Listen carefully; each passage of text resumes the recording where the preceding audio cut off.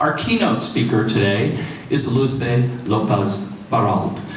She is Distinguished Professor of Spanish and Comparative Literatures at the University of Puerto Rico and a Harvard PhD. She has lectured extensively in Europe, America, the Middle East, and Asia, and is the recipient of an honorary PhD from the University of Puerto Rico, a Guggenheim Fellowship, the Royal Order of Isabel la Católica, the Premio Internacional Enrique Ureña in Mexico, and several honorary professorships in Spain and Latin America. She's been visiting professor and scholar at Harvard, Yale, Brown, Rabat, Buenos Aires, and Mexico universities. She is vice president of the Academia Puertorriqueña de la Lengua Española, correspondent of the Real Academia Española, and has been vice president of the Asociación Internacional de Hispanistas and a member of the board of a number of leading journals.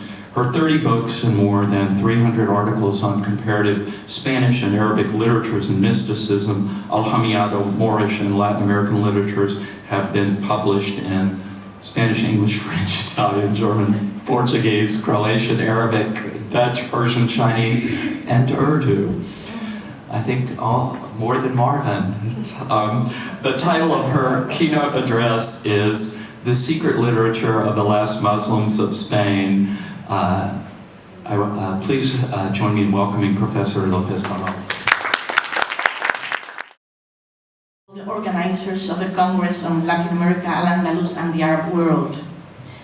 That seems to be the synthesis of everything I love and everything I am. And thanks for the blessing, Robert, of coming back to Beirut to lecture at my beloved AUB, where I studied 47 years ago. But especially, Robert, thank you for making possible a very special encounters in Beirut for me. Because I have met here some of my fellow students at Harvard and now friends who were friends in pre-war Beirut with me, like Afaf Zureik, who is here.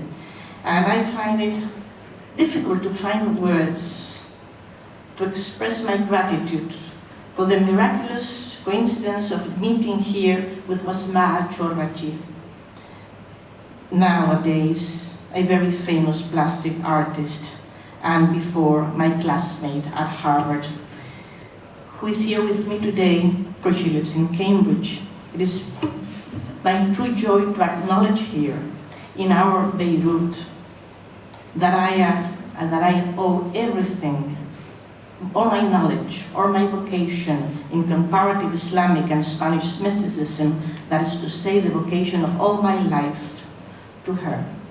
One blessed afternoon many years ago, when we were very young PhD students at Harvard, I was complaining about the poet I had chosen for my thesis in John of the Cross, who is very, very complex, and sister suggested that I should read the Sufis, whom he resembled very much, changing my scholarly approach and my life forever.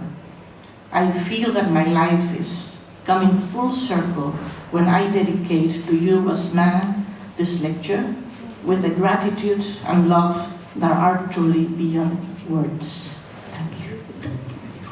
Now, going to the secret literature of the last Muslims of Spain. The first thing is times of tears. We are not in times of grace, but of tears. The third statement was uttered by a 16th century Spanish crypto-Muslim by the name of Maray de Remillo, and it sums up the emotional situation of the last Muslims of Spain prior to their final expulsion in 1609. Remillo's words are echoed once again in the cryptic literature of these hybrid Spaniards who transliterated their Spanish language with the Arabic script of their native tongue. To their regret, most of them had forgotten the Quran's language of revelation. Another Morisco or Moorish author, who chose to hide his real identity and is called the Mancebo de Arévalo, or young man of Arévalo, depicts a vanquished community which is again reduced to tears. The Mora de Úbeda, an old Muslim woman from Granada, shares her tragic personal story with a young chronicler while weeping at the fate of the Muslims. What the Mora tells the Mancebo in dramatic detail is how she lost all her relatives and possessions during the siege of Granada back in 1492. The world of the crypto-Muslim woman is coming apart before her very eyes. And in another passage of the Mancebo's Breve Compendio, or Compendium, she grieves as the destruction of the holy books of Islam. She says, "I saw the exalted heavenly book in the hands of a merchant who tore it to pieces for children to play, and I picked up these folded folios to my great sadness." The plaintive testimonies extant in the folios of these secret Morisco manuscripts, many still in the process of being published, surprise the modern reader. We relive again and again the acíbar doloroso or painful bitterness of the times. I'm quoting again the Mancebo, when we witness the parting of the Morisco author with Luce and his daughter. They gave him a farewell present of a ring and a pearl, excusing themselves for the meagerness of the gift, for they had lost practically everything. And I quote, "And when I bid both the father and the daughter goodbye, there was weeping on all sides." The flow of tears we find in clandestine Morisco literature is overwhelming. No wonder the Mancebo sums up the symbolic identity of his fellow crypto-Muslims by saying that they are the lloradores, the weepers. Why such extreme grief? Rendering the soul and being forced to cultural assimilation has never been an easy experience. And this is precisely what Morisco literature is all about. It constitutes a collective effort, not devoid, as we shall soon see, of literary creativity and even humor, to preserve against all odds the community's Islamic identity. But doing so in the midst of inquisitorial Spain was indeed difficult, for all the remnants of Muslim culture, religious ceremonies, language, personal names, regional apparel, even the festive dance of the Sambra had been strictly forbidden by a section of official edicts enacted throughout the 16th century. If I could see the first, who's helping me with the...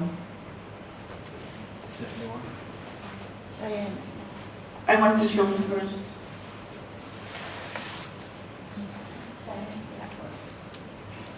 Yeah, the first image. Well, they're coming. They'll be coming. Yes. I was saying that, could you have this first image, please? Looked like with her almalafa, and of course this kind of dress was strictly forbidden for them. In the Edict of 1567, the use of written and spoken Arabic was prohibited, as was the possession of any kind of books written in Arabic. When Cervantes states that his Quixote was written in Arabic by Cide Hamete Benengeli, he is implying that the reader is dealing with a forbidden, illegal book. We never realized that. That's the truth. As could be expected, the prohibitions had an immediate impact on the Islamic community. Many Moriscos fled to Muslim countries, while those who chose to stay in Spain were forcibly baptized, quite often without their religious conviction, of course. But some of the most adamant Muslims, now officially Catholic, went underground. As crypto-Muslims, they represented the epitome of the Islamic resistance in Renaissance Spain, and precisely out of the mist came the sorrowful authors we have been quoting so far. These 16th century crypto-Muslims, descendants of the highly sophisticated Muslims from the once flourishing Al-Andalus, that veritable ornament of the world, to use Maria Rosa Menorcal's words, were, in spite of their cultural and religious resistance, gradually becoming full-fledged Spaniards. Thus, the secret literature of the Moriscos, for all its tears and all its outrage, is a lasting monument to the hybridness and polyculturalism that was, understandably, the new minorities' lot. But we must remember that the word Morisco, or little Moor, was a very negative term for Christians gave the Spanish Muslims who call themselves Muslimes, or Muslims. We are about to browse through the folios of a literature which was indeed unique, not only because of its hybrid linguistic fabric, but because the historic and cultural experiences it explores depict the decline of Islam in Iberia. As we shall see, Spanish Morisco literature belongs both to the East and to the West, but is confined to neither. But precisely out of this crypto-Muslim's troubled identity came an unexpected literary creativity. The underground Moriscos took to the task of urgently trying to preserve from oblivion the rich cultural heritage, and in the very process of rewriting their classical literature, del Arabi and al-Hami, from Arabic to Spanish in the Arabic script, they ended up reinventing themselves as literary authors. Moreover, they slowly began to be knowledgeable of Spanish literature, which they fused with their own Islamic heritage. The end result of this long process of literary reforging implied a profound innovation of both the Arabic belles lettres and the Moriscos had inherited from their ancestors, and of the Spanish literature they protested, despising, but secretly loved. The sophisticated Muslim from Al-Andalus, the Moriscos' ancestors, had lived side by side in the peninsula with Christians and Hebrews during the Middle Ages, so-called Middle Ages, in a state of relative tolerance in spite of the so-called War of Reconquest, understood by both Muslims and Christians as a sort of jihad. For historical and political and economic reasons which we cannot explore here, the medieval coexistence of these three nations, or castas, as Americo Castro calls them, was broken. In the 15th and 16th centuries, especially after the expulsion of the Jews and the capture of Granada in 1492, the Spanish Semitic cultures, Arab and Hebrew, began to decline, and their forced absorption into Western Christianity began. Each group, or caste or casta, integrated itself differently. This too has been much discussed and as a motive has generated lots of polemics. In this study, we're going to be concerned, however, only with the final annihilation of the last Muslims of Spain.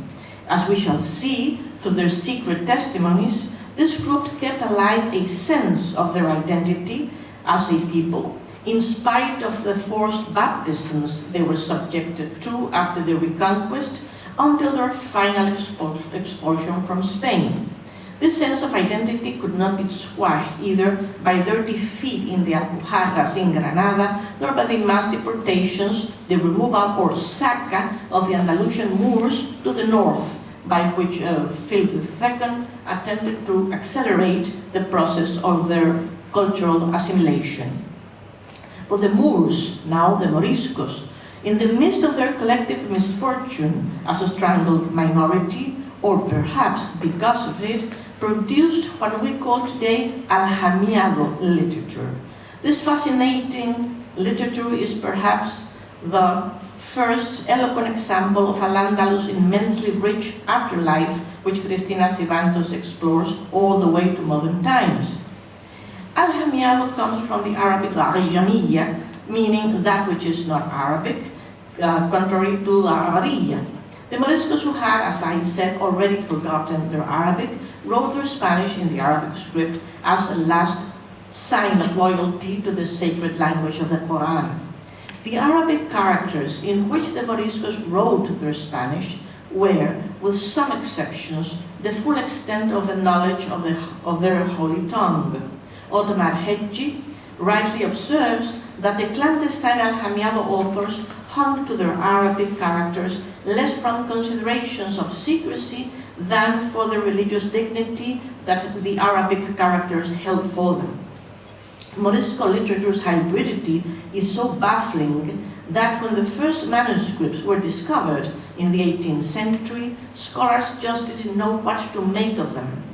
Arabists like Silvestro de Sacy thought they must have written, and I quote, in some of the languages written in Africa, perhaps in Madagascar.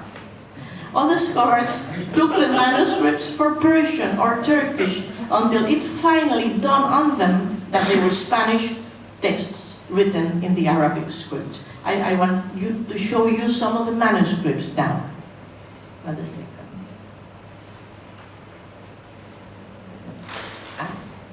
Now, you have here, this is a beautiful manuscript. This is called the Tafsira by the Mancebo d'Arevalo. You can see in the first lines, Arabic, Bismillah ar-Rahman ar-Rahim, and etc., etc. But then,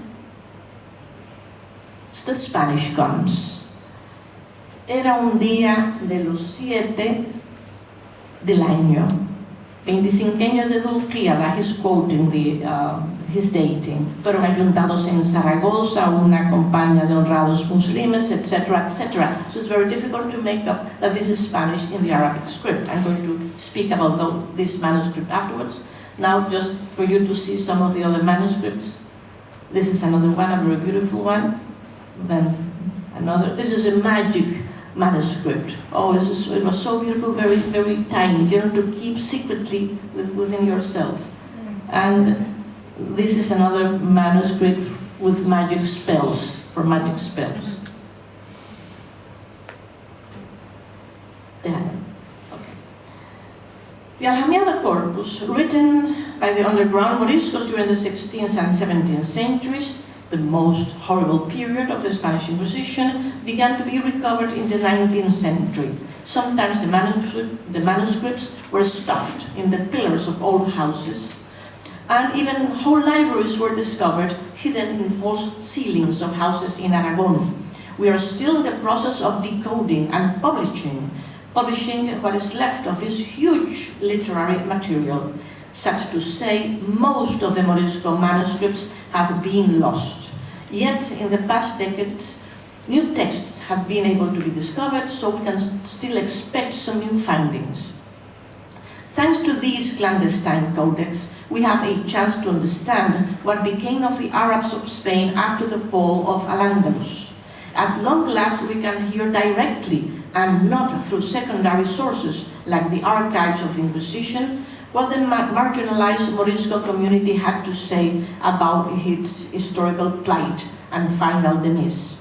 The Moriscos' conflicts were not solved when they arrived in Muslim countries after the general expulsion, as we can see from their candid testimonies of their experience as exiles. They were offered political protections in countries like Tunisia, Morocco, and Algiers, but were, ironically, also viewed with suspicion and considered Europeans and even Christians by some of their new countrymen. Although the coined technical term aljamiado has been generally applied to the totality of the secret corpus of 16th century Morisco literatures written in Spanish with the Arabic script, it must be acknowledged that a few clandestine authors also wrote directly in Arabic, or at least copied Arabic originals.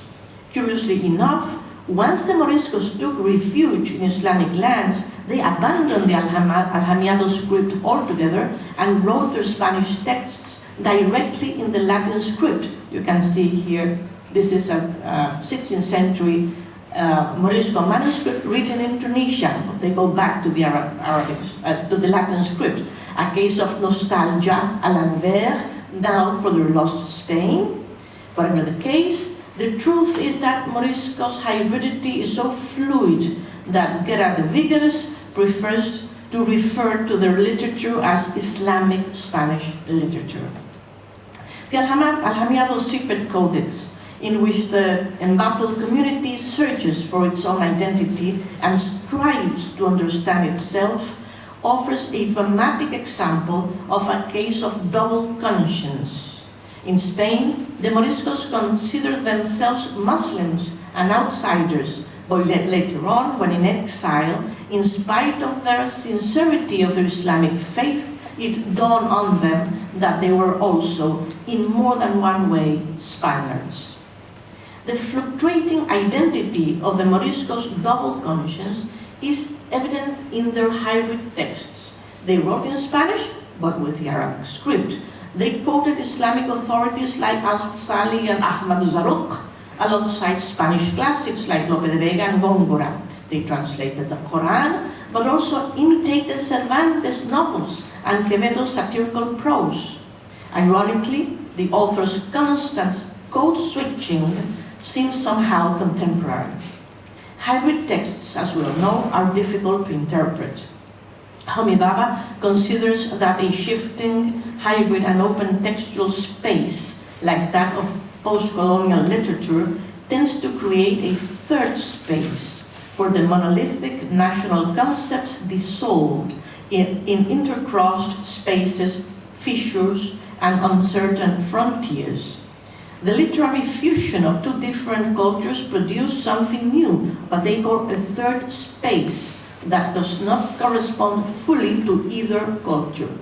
Alhamiado literature is both Spanish and Arabic, and at the same time, it also constitutes the third space of the violent clash of both cultures, and simultaneously of its possible harmonization. It's interesting because I think each reader of literature, or Morisco literature, would have to decide for himself or herself how they react to these texts. Are they a clash of civilizations, or are they the anxiety to try to harmonize both worlds?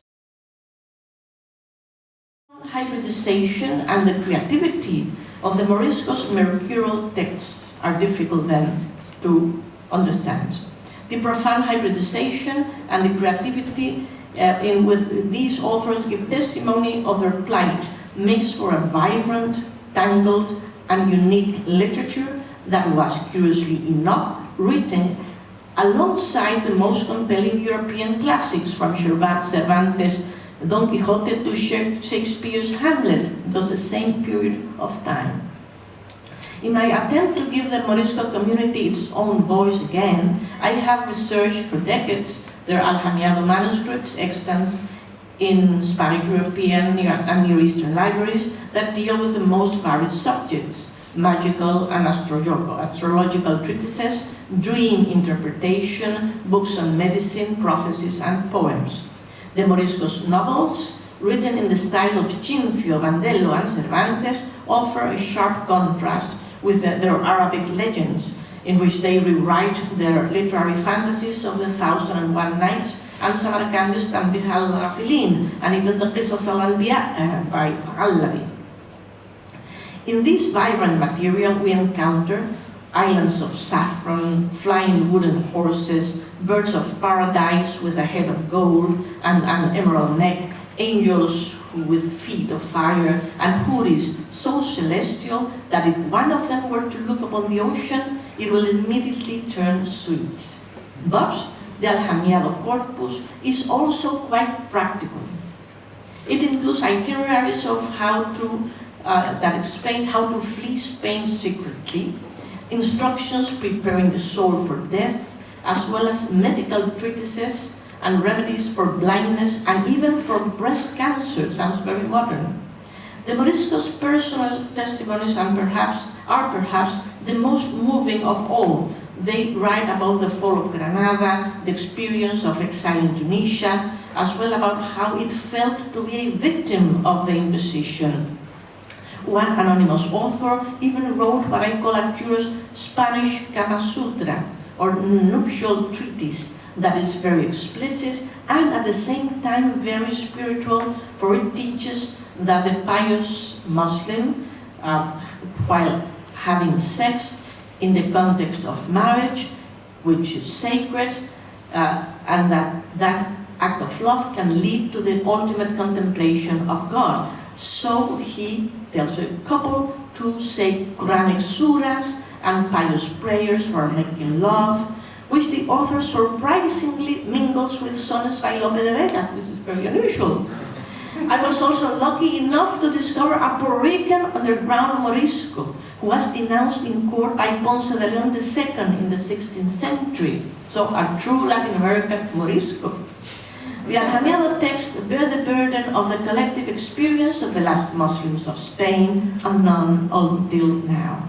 Their conflictive yet creative Morisco authors strive to narrate their own cultural history and to come to terms with their situation. I feel it is time that we hear directly what they have to say to posterity.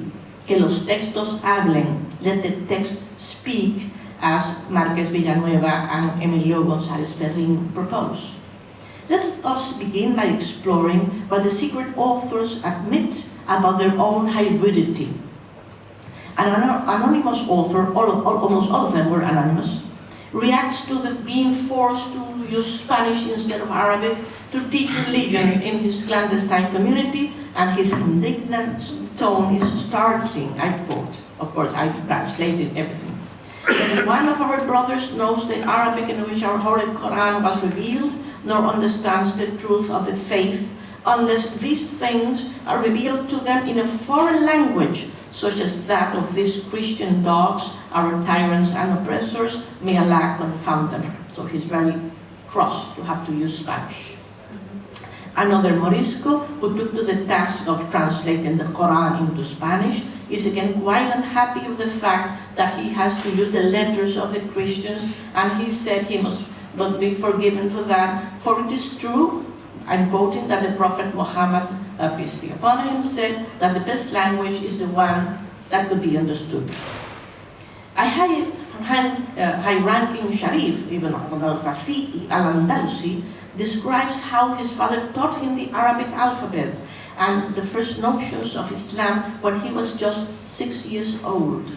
His father approached him one day with a wooden slate in his hand and started to write the letters of the Christians.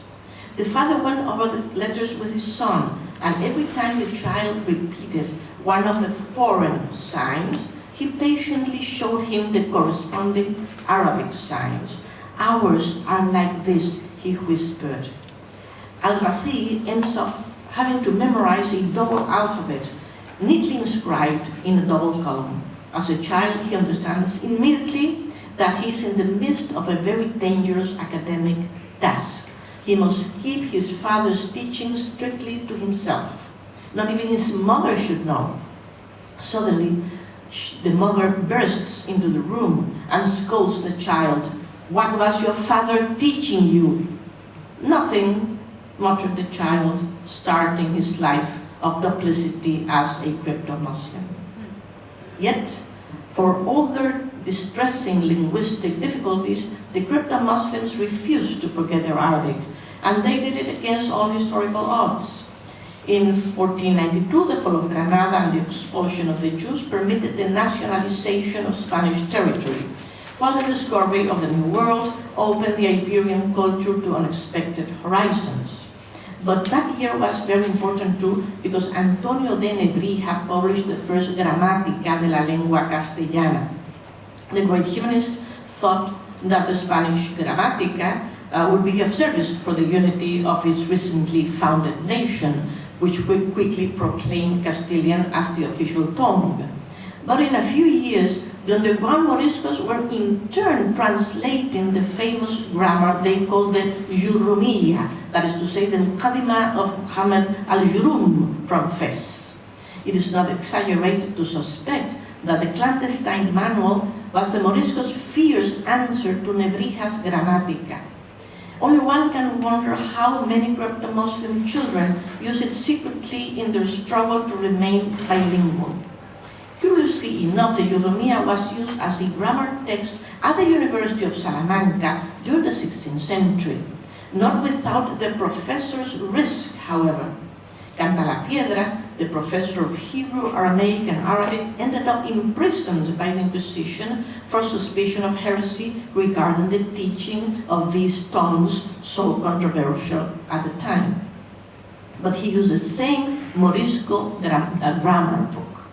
The literary references of the Moriscos texts were as openly conflicted as their linguistic hybridity. In their fierce cultural resistance, they must have felt that they should not identify too closely with their oppressors' belles lettres. Yet they did. The Mancebo de Arévalo casually quotes authorities like Al-Ghazali, even Rouge, even Arabi, but he hides the names of authors he's even more familiar with. Gregorio Fonseca demonstrates that the young scholar randomly attributes to Islamic authorities bits of wisdom from Spanish sources or Latin sources like Kempis Imitatio Christi. Thus, it is not surprising to come across another passage, this time of the Tafsira, the first manuscript I show you, in which the Mancebo uses a Spanish text, Fernando de Rojas' 15th century's La Celestina, and passes some passages of La Celestina as if they were his own. Maria Teresa Narváez observes that despite the Mancebo pro-Islamic commitment, he's secretly identifying with Rojas' agnostic prologue for La Celestina, in which he ponders about the senselessness and cruelty of the universe. These most uneasy quotations forces us to wonder if the Mancebo had not become also slightly agnostic, just as Rojas, a converso of Jewish origin, had been. It's a very fluid situation. Another group of Muslims called Juan Pérez while in Spain, and Taibili, once in exile in Tunisia, describes his shopping spree in Alcalá de Henares libraries. He brought books by Pedro Mejía and Antonio de Guevara and confesses his delight in books of chivalry and even in Cervantes' Don Quixote, of recent publication then. One wonders how Taibili the Morisco reacted when reading Cervantes' masterpiece and realizing that it had been written in Arabic by Sidi Ahmed de Benengeli and translated by a Morisco Aljamiado, one of his very own. But the Morisco texts were not only culturally hybrid. One of the greatest surprises that await the modern reader of Aljamiado literature is that it rethinks Spain à l'envers, from the Islamic point of view. It is impossible to come across these old folios without being disoriented. 5 centuries of historical oblivion have left us ill-prepared for the task of reading this clandestine literature in its own terms. As the Spanish saying goes, al revés de los cristianos, inverting Christianity. The Moriscos, for instance, the Moriscos' Petrarchan sonnets praise Muhammad instead of her beauty. Islam is a true religion instead of Catholicism. You had to prepare for death not through confession but appeasing the death angels Nakir and Munkar. Huris instead of Christ await for us in paradise. The Folsker of Granada was not to be celebrated but despised and denounced. The propositions of these mestizo texts force us to get acquainted with a concept of Spain that is difficult to recognize because its fundamental cultural and religious values seem inverted. The underground Morisco writers, on the other hand, give us priceless testimonies of their collective experience during this most difficult time of Iberian Islam. At long last, the victims of the fall of Granada have a chance to speak about the personal disaster that the natural unification of the peninsula meant for them. This is a historical first. The only documents we had regarding the last days of Spanish Islam were official sources who limited themselves to the conqueror's point of view.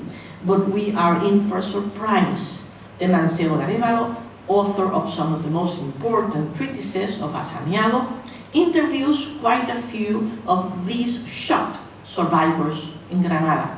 He keeps interviewing his fellow Morisco victims again and again, and his modern attitude reminds Maria Teresa Narváez, the Tafsira's editor, of that of a modern journalist. The Mancebo describes vividly in the Breve Compendio a visit he paid to Ali Sarmiento, a most Muslim sage from Granada, who was very old and infirm at the time. the Mancebo went to his house with two Morisco friends and was quite impressed when he heard Sarmiento formally lecture the newcomers from a homemade pulpit or almimbar, and I quote the Mancebo, and with the very same tunic, the very same vestments he used to wear when he greeted the kings of Granada during festive occasions, he began preaching to us. Sarmiento's attachment to the old Islamic ways must have seemed heroic to the Mancebo, yet at the same time pathetic to the newcomer from Arevalo. Our chronicle remained optimistic over the possibility of returning Islam to Spain, for he assures in the prologue of this tafsira that he hopes he will write yet another tafsira or commentary, when this land of Spain is free, that is to say, when Spain is liberated from the Christians. But deep inside, the crypto-Islamic writer must have felt the pangs of doubt. Almost all the fellow Moriscos he meets in Granada had the feeling that the worst was yet to come. The Mancebo stays for 2 months with Luce Vanegas to learn from him. He was an old scholar. And he had an important role in the city's final capitulations, this Luce Vanegas whom the Mancebo met in Granada. As an eyewitness of the events, he explains to Mancebo that he saw how the women from Granada were sold as slaves in the town square when the city surrendered. And I quote, "Do not doubt my telling thee, for I saw with my eyes all the noble ladies, both widows and married women, being humiliated, and I saw sold in public auction more than 300 maidens." Luce Vanegas tells the Mancebo, who was from Avila, so he was ignorant from the events of Granada, of his emotional reaction to the final collapse of his nation. At long last, the muted voices of the vanquished Islamic community describe the historical events from their own point of view. And I'm quoting now another of Mancebo's manuscripts. Luce de Morisco from Granada tells him, "My son, I know that within Granada your understanding is void," because he was from Avila. "And you should not be frightened when I tell you of them, because there is no moment when they do not echo within my heart. My son, I do not weep for the past, but I weep for what you will see if you stay in Spain. With our religion so scorned, the people will say, where did our preaching go? What has happened to the religions of our fathers? And all will be bitterness. And what hurts me most is that the Muslims will imitate the Christians and will not refuse their dress nor spurn their food. You will clearly see that I say all this passionately. Pray to God that my saying be far-fetched, for I do not desire to come to such weeping. For if now, in such a short space, we sustain ourselves by confrontation, what will be there, what will happen when the last autumns come? If the fathers defame the religion, how will the great-great-great-grandchildren praise it? If the king of the conquest, Fernando el Católico, does not keep his word, what awaits us from his successors? The Morisco Luce Vanegas was painfully right in his historical prophecy. The Catholic monarch quickly went back on his generous capitulations on the occasion of the fall of Granada, and what happened afterwards is history. La Mora de Úbeda, who lost her family in the fall of Granada, worked with the Mancebo at the collapse of her nation. Crying over the fall of the Muslim, she said to me, "Pray to God, my son, that this event shall not pain us for so long as I foresee." To make matters even more difficult, the Mancebo records for posterity the fact that both Ali Sarmiento and Luce Vanegas, who Morisco he met in Granada, the Vanegas was a descendant from the famous Venegas family, were provided by the Catholic monarchs a salvoconducto, safe conduct, providing them a secure social status and a right to practice Islam. L.P. Harvey suspects that the price for such unheard of generosity must have been high. These Moriscos may well have served as informants for the Christian monarchs. The Mancebo dealt with such probable double-crossers during his fact-finding tour of southern Spain. Yet they helped him deepen his knowledge of underground Islam, thus preparing him for his future life as a crypto-Muslim. He himself was also a double-crosser because sometimes he went to confession to confess a sin, falsely of course, and he said, these different priests gave me different penances, so imagine what the religion is all about. Yet the Moriscos were not the only ones to protest the situation. There are eloquent testimonies from Christians in the Alhamiado literature, even from Catholic priests, which show compassion for the plight of the Moriscos, with whom they kept very close relations. Remigio, the author, paints an emotional portrait of his friendship with Carmelite friar Esteban Martel, who was beside himself when the king decreed the forced baptism of the Moriscos of Aragon.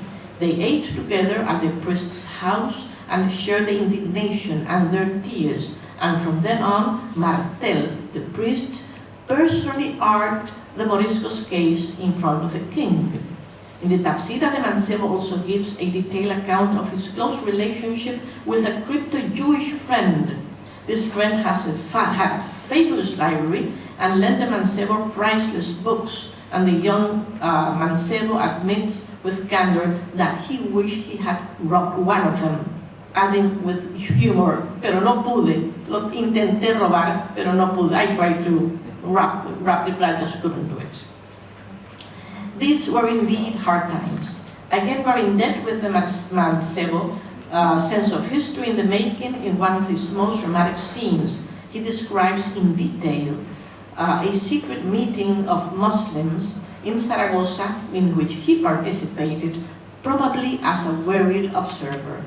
He describes the desperation and anger of the Muslims, of the Moriscos, many of whom became very pessimistic about the possibilities involved in keeping Islam alive. And I quote, this is the Tafsira, this is the first folio I showed you.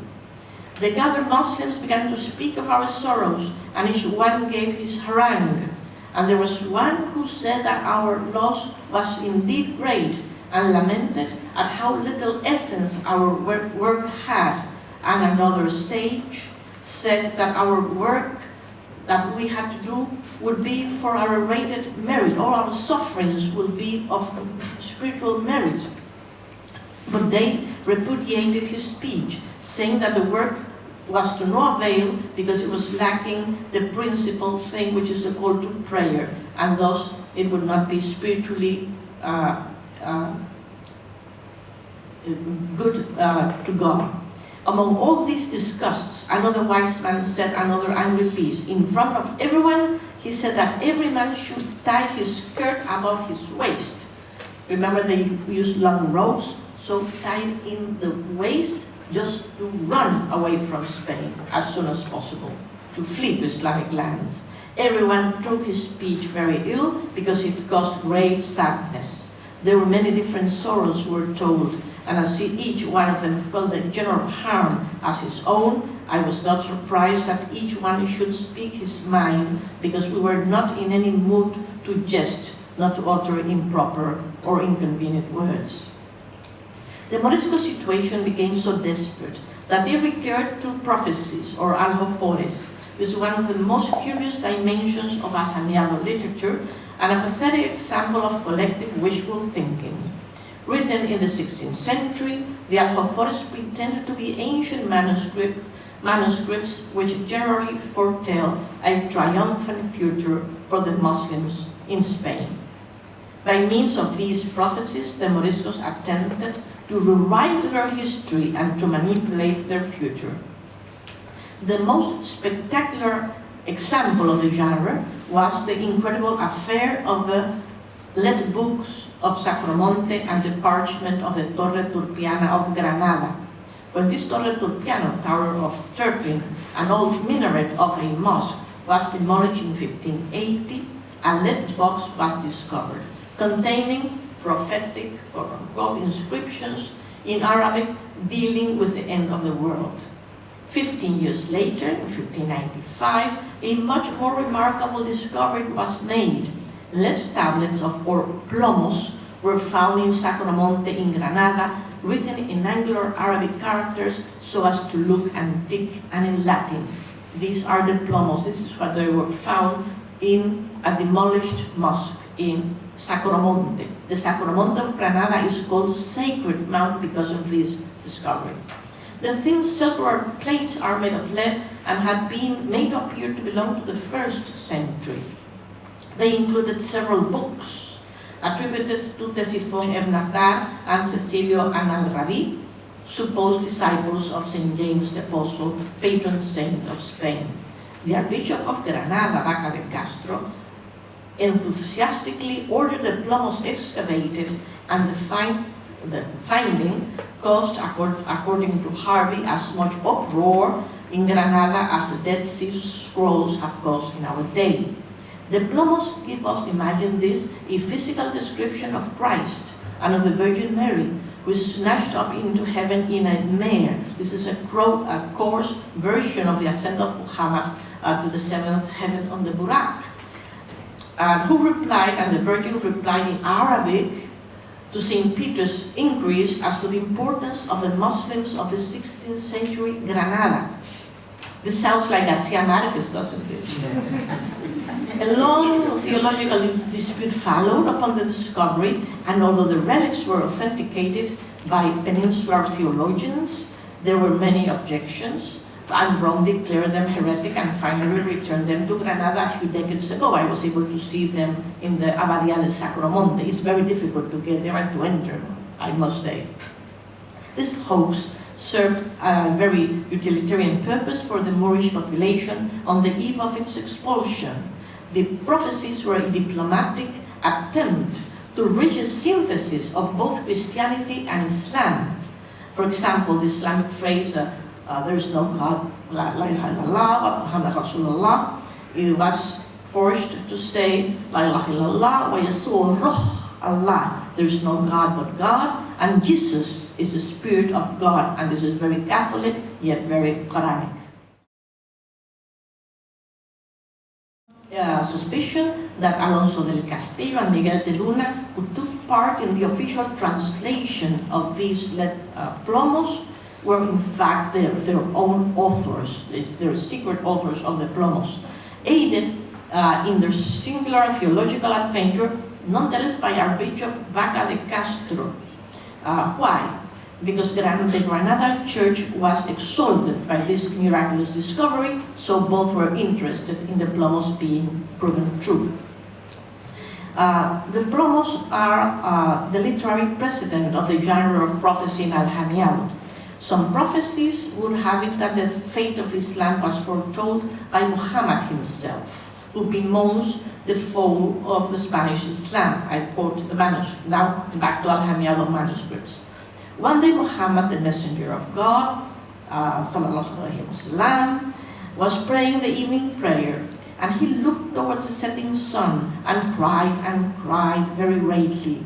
Ibn Abbas, may God have mercy on him, said, O messenger of God, why have you cried until you have wet the hairs of your beard with tears? The prophet said, I have wept because my Lord has shown to me an island which is called Andalusia, which will be the most distant island, which will be populated of all Islam and will be the first to be lost for Islam. But the Morisco predictions are also optimistic. In another prophecy, the Turks will come to the aid of the Spanish Moors, and the prediction ends with the final apotheosis of Islam. And I quote another manuscript. And the king of the Christians will be captive and be sent to the city of Valencia. There he will become a Muslim. And when the Christians see that, they will gather in the city of the river. Over them will come 3 Muslim kings, and they will enter the city by force of arms. And when the Christians see that their king is captive, most of them will turn Muslims, and the Muslims shall be conquerors with the power of Allah, praise be God. History, of course, proved this optimism wrong. Yet it shows how fertile was the imagination of the Anglophone writers who had to invent their survival as a people. Many Moriscos took their destiny in their own hands and precipitated their flight to Islamic lands, even before their final expulsion. I have been able to document a guide to the road, a curious Guide Michelin avant la lettre, which guided the fleeing Muslims out of Spain, and I quote, "Information for the road. In Hakka you will show gold. If they should ask you, where are you going? You have to say, because of debts. And that you wish to withdraw into France. And when in France, say that you are going to Santa Maria de Loreto, a sanctuary." They were all dressed as pilgrims. "In Leon, you will pay 41 coins in silver and gold, and you will demand the road to Milan. From then onward, you will say that you are going to visit San Mark in Venice, San Marco de Venezia. Embark in Padua on a river to destination to Venice, where you will pay half a real per head. You will disembark at the Plaza of San Marco. You will enter an inn, but before entering a room with a bed, you must arrange the price. You will pay half a real per day and eat and drink nothing from the inn, for you will have to pay 3 times for the amount. Go out to the plaza to buy whatever you need." Can you imagine the Moriscos in the Plaza de San Marco trying to look for help? In the plaza you will see persons with white turbans, they are Turks, and those with yellow turbans are Jews, merchants from the Grand Turk. And from those, you should ask whatever it is that you wish. They will help you with everything. Purchase provision for 15 days. They were, of course, by boat. Buy stew and rice and vinegar and olives and chickpeas and fresh bread for 8 days and cake at 10 pounds per man. Now, the Moriscos' bittersweet exile. Some Moriscos made it to the relative safety of exile in Islamic nations after the massive expulsion of 1609, decreed by Philip III. There, they tried to become full-fledged Muslims again. One of the most prolific survivors, the same anonymous Morisco who wrote the curious Kama Sutra, Spanish Kama Sutra, gives us a detailed account of the generous reception he received in Tunisia. Our authors writes for the first generation of Spanish Moriscos born in exile. He does not want them to forget the debt of gratitude they owe to Sidi Abu Dailgaith al-Kashash, the holy man who organized their arrival, and Uthman Bey, Tunisia's Turkish regent, who also took special pains in helping the newcomers adapt to their new life as Muslims. Our anonymous informer also describes in detail his last days in Spain, in the Spain of the Inquisition. His testimony is probably the first account we have about this feared religious tribunal, written from the point of view of one of its victims, and I quote, "Praises be given our merciful Lord, who plucked us from the midst of these Christian heretics, who were taken to the Inquisition. Wherefore, following the truth, we were stripped of our lives, properties, and children. We were thrown in a dark prison, as black as our evil designs, where we would be left for many years, while our property was consumed. Some inquisitors said that we should all be put to death, others that we should be castrated, still others that we should be cauterized in a part of the body so that we might not engender children, so that our nation would die away."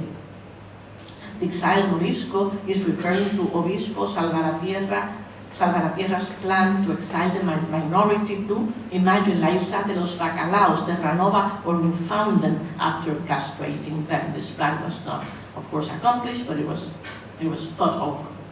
The crypto-Muslims arrived in their new homelands plagued with contradictions. One of Cervantes' characters, the Morisco Ricote, describes his experience as an exile who opted to return secretly to Spain, and I'm quoting Cervantes now.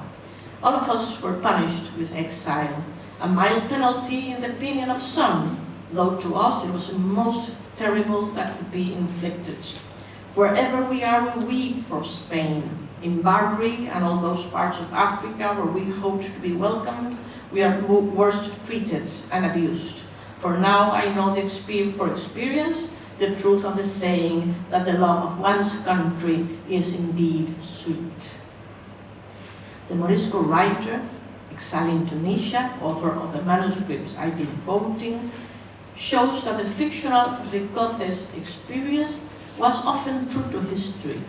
He silently weeps for Spain when he evokes the glorious afternoons where he attended Lope de Vega's place in Madrid and enjoyed Spanish musical gatherings where the verses of Garcilaso and Góngora were sung and the gracious Pavana and Asha were danced while holding candles.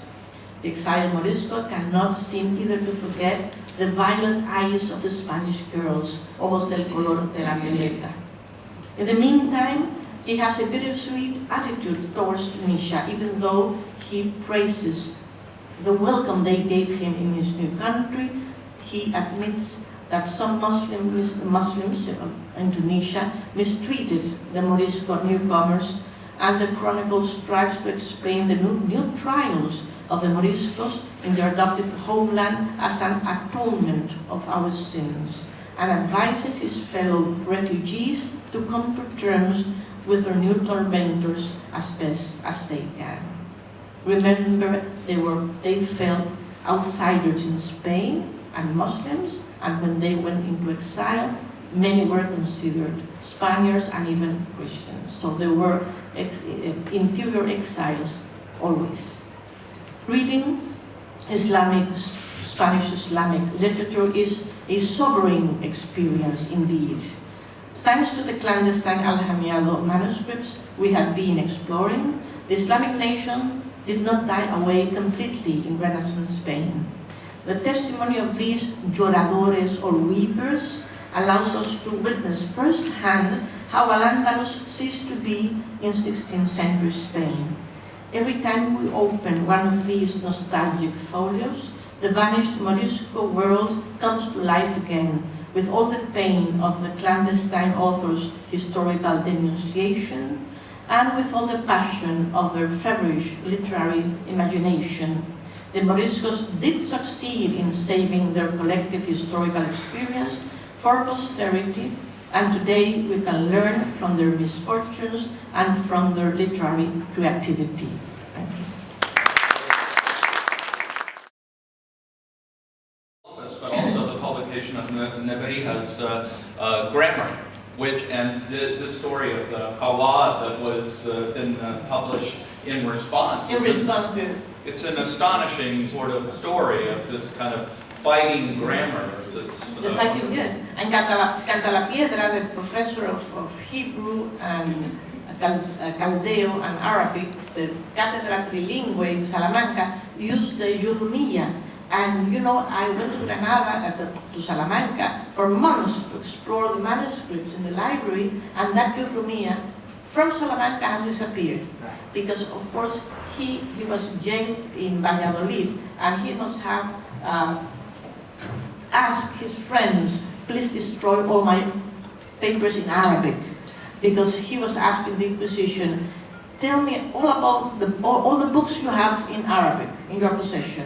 And he said, well, I have a Quran to refute it, of course, and I have this other book by the rabbis to refute them, of course, but I bought them accompanied by the Inquisitor, because you had to go to the libraries in Salamanca accompanied by an official from the Inquisition, so that you would not incriminate yourself buying Arabic or Hebrew manuscripts.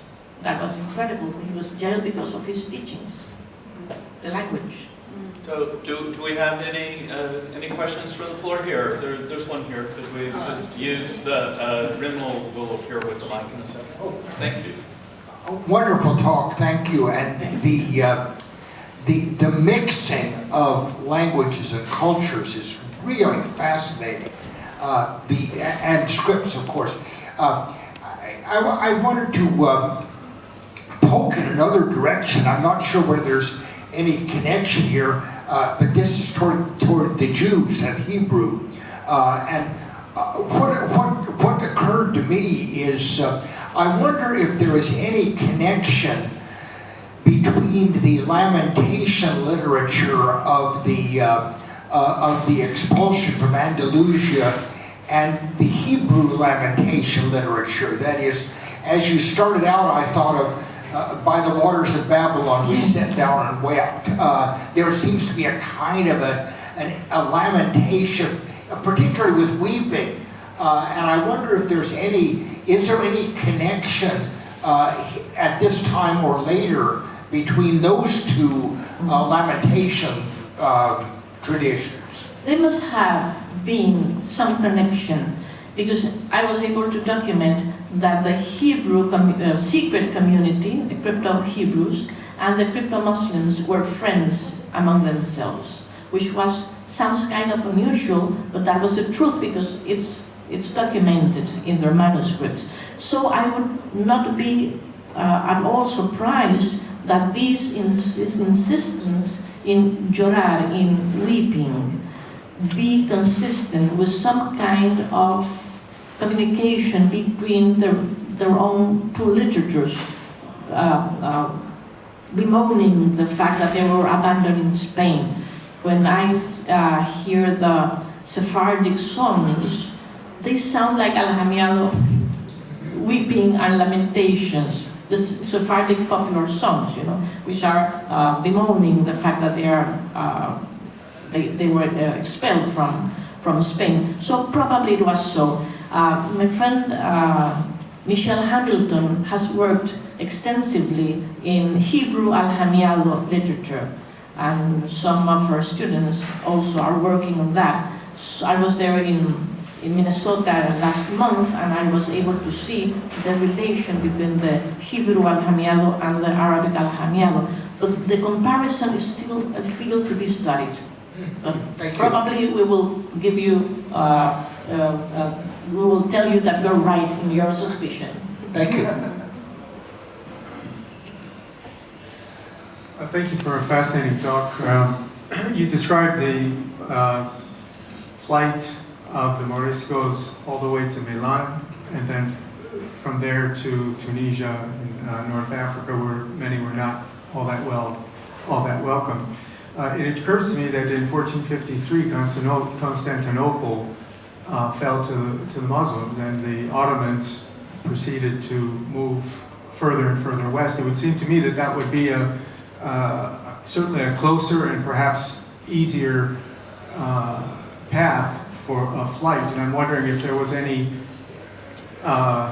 travel from Andalusia to the Ottoman lands.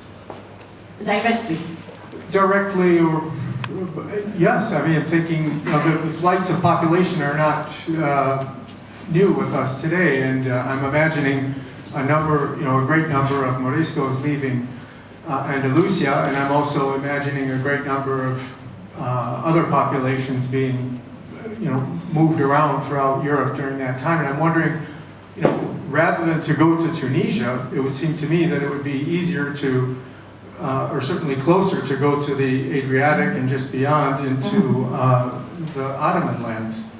Well, first of all, the Inquisition or the authorities, when they expelled the Moriscos, the mass expulsion of 1609, they were expelled from specific ports in Spain and to specific countries, Muslim countries. Usually they were Algeria, Tunisia, and Morocco, more than Constantinople, more than Turkey.